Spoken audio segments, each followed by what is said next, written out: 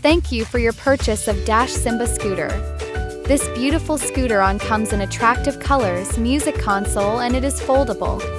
This product is easy to assemble by following some simple steps. You would also need a piler and a screwdriver.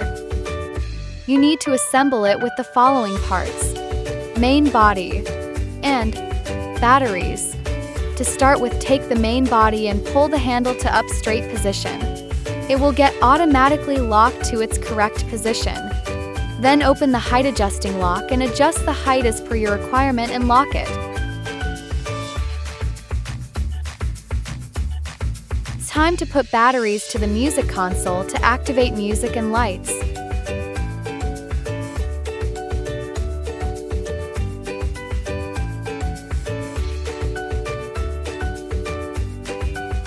Your beautiful Simba scooter is ready to use.